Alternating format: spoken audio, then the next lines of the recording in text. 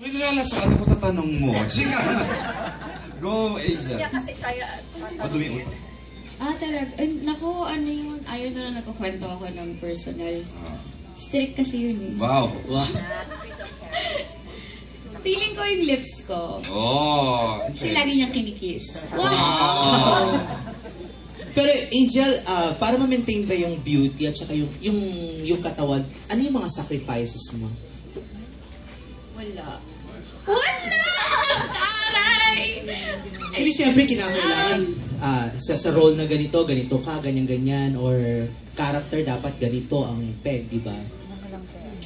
Well, actually, sa totoo lang, nung ginagawa ko talaga to, na-enjoy ko talaga siya kasi kung ibang pelikula to, grabe na siguro yung pressure sa akin na ang laki kong tignan, kailangan talaga mag-crash diet ako, ganyan.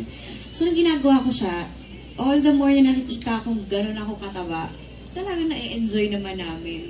Actually, hirap na hirap kaming kunin yung mga eksena kasi nga tawang-tawa kami parati sa itsura ko, gano'n.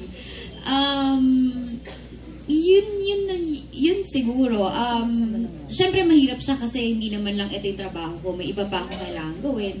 Tapos, naririnig mo na nga rin yung mga tao. Siyempre yung management, sasabihin na sobra na, ganun. So, kailangan mo talagang ibalik na yung come back to the young and beautiful you.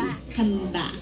Diba? Kailangan mo na talagang ibalik yung dating ikaw. Kung saan ka talaga nagustuhan ng mga tao. Siyempre, kailangan lovable ka pa din, charming ka pa din tignan, at maganda ka pa rin tignan sa paningin nila.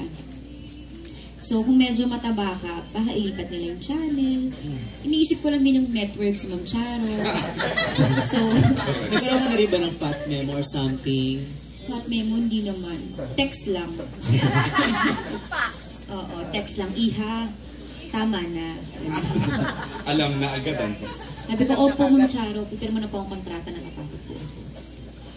Thank you. Kay Nanette naman, Miss Nanette. Nanette, ang aging ba problema sa profession?